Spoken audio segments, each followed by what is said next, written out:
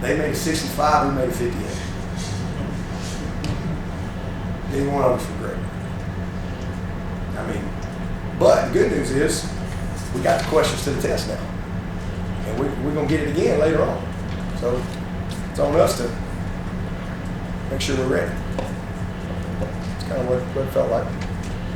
You said start writing was, is there a lesson in human nature there that when you spend all season hearing how great you are? That Sure. Can you elaborate?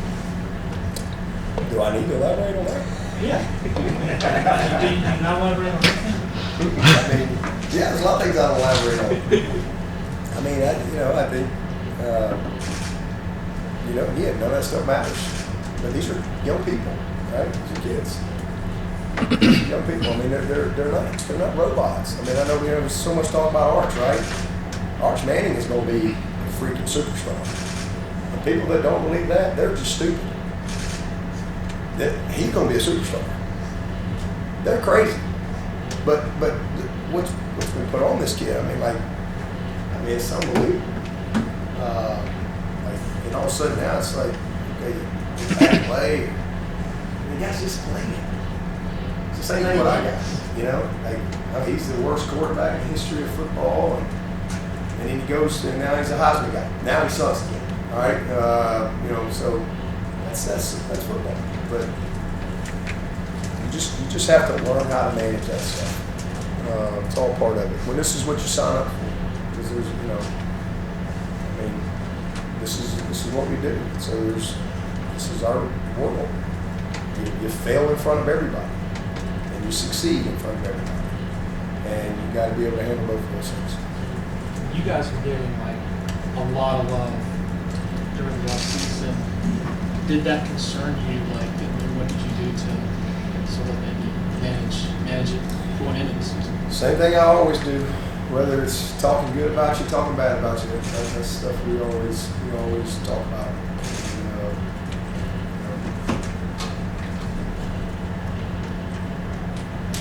Something right?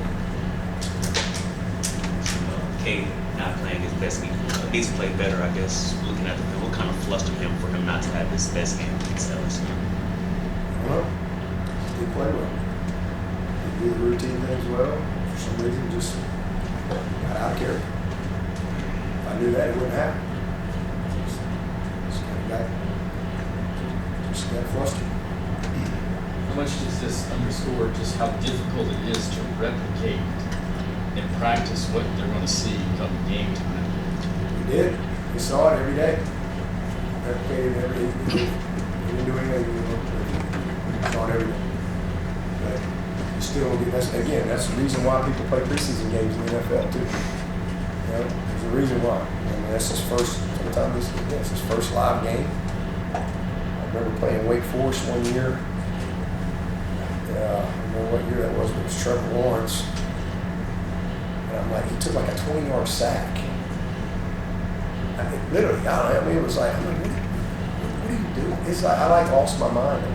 And, he'd been wearing a purple jersey, and ain't nobody touched him. And now all of a sudden it's live football, and, sometimes you just need to, that's why even the best of the best, they'll play a preseason game, they'll play a quarter, they'll play a half, they just because they want to get into the rhythm of it.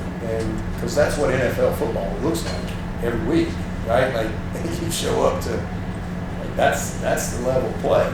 There is no 50-3 openers to warm up with.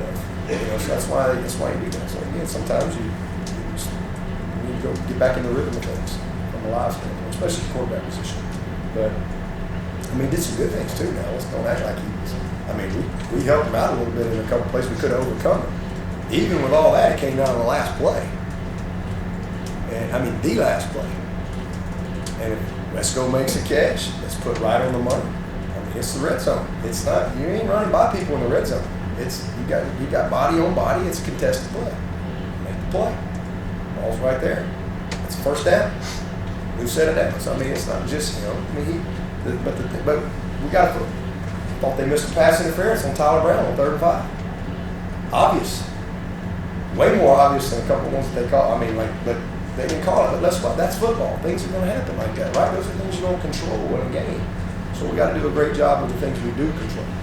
And that's the routine plays. That's just the base reads. It's the base fundamentals of what we do.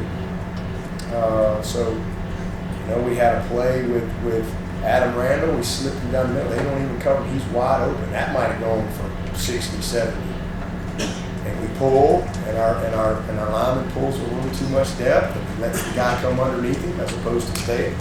We had a draw, as you'll see. We motioned the back to the right, and we got the perfect call. And here comes Weeks blitzing. We got him. And Cade is going to run, and it's going to be the safety's about 20 yards down the field, and it's going to be Cade on that safety for maybe a touchdown. Sadler. First game, he's played in a while. You want the guy to come up the field. That's what, thank you, right? Let him come up the field. And I'm just going to stay right here on the inside of him and just let him go because we wanted to go that way because the quarterback's gone. But instead, he tries to kind of go beat it, and he steps here, and then the guy comes back door and he shoelaces Cade, or that's a 50-yard play. So it's not just Cade, but he's our best player. He's our best player. And, there was plenty of other opportunities that were coming in. If we turn one of those touchdowns into a field goal, just one of them, it's a 3-point game then. Instead, I had to go for it on 4th and 5, and one TJ, I'd kick the field goal. And then I could have kicked the field goal to win it. So, it's a few plays. But the toughness, the physicality, the belief, the effort, the passion, the talent, the speed, the athleticism, all that stuff. Ronan certainly shined for you at safety. What about the rest of the group at safety? How did you feel about the? Khalil was good until he got hurt. He was moving around good, and Ricardo, he's had a really good camp for us. Obviously had a nice little swoop.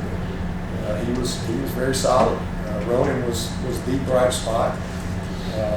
They got us on that one little down the line screen that he missed the tackle, just kind of stopped his feet, but he just got to play. The kid is violent, he's physical, he disrupts the ball, and he just plays. He plays unbelievable. Watch him on punt team. Watch him on punt team. Watch him on kickoff. The guy he is a competitor, and I'm really proud of him because that's his biggest stage as he goes like that. You ain't gonna see nothing better than that. We'll see some other really, really good teams, but to make plays like he made in a game like that, he's just gonna go from there. And listen, he'll have some moments and stuff like he's a young player at a new position, but his attributes are gonna shine, and he really, really prepares on it. So I thought he was a huge bright spot. I thought Woodaz and Sammy Brown were freaking awesome. They were awesome. I had the D-line, all of them. Help, Jaheim, TJ, Denhoff, Cade, Steph, all the guys. Burley got in there. We got to get Jamal had a big play. We got to get some more guys rolling in there a little bit. But, AB and Ashton are going to be great players for us. Jay Lou would get good to get him back. He had a bust on cover 2. He didn't set the edge one time. Good to get him back rolling. Tink. Tink's been a really good addition for us. Did some really good things. He's really come on. Kyler Griffin is a steady guy. Very disappointed with him on the goal line play. That's one of those plays. It's 2nd and 2. This is after we get the PI, which we don't play the ball. He was playing the ball, and then he took his eye off the ball, and that's an easy call. And so now I think it's 2nd and 2, and we got it fitted up. Thought Peter could maybe stay a little square.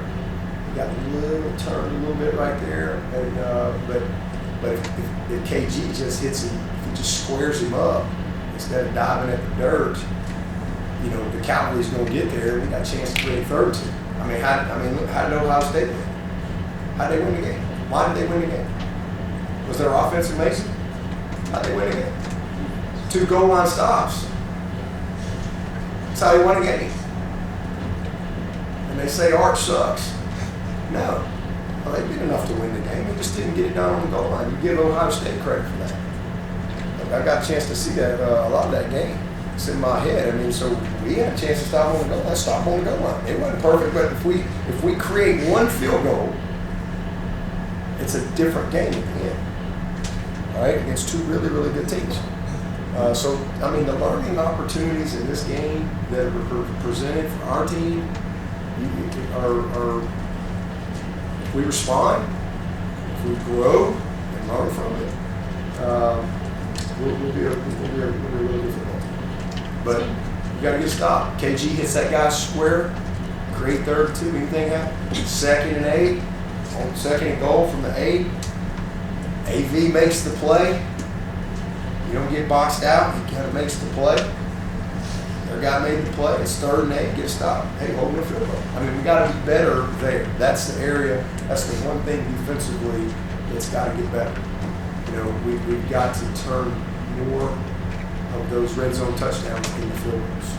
That's a huge area we've got to improve. Speaking of defense, what's your relationship been like with Michael Dean Perry, and to see him get inducted into the Ring of Honor this weekend? How great is that? Yeah, it's been good. He's obviously a guy I've gotten to know over the years, and I've been around him a lot. I've only been around the fridge a couple of times. I actually got to see him, I think it was last spring. He came through, which was really cool. But, you know, it's my 23rd year here, so I've had a chance to be around Michael Dean a bunch. He's spoken to our team. He's always been a huge supporter of our program.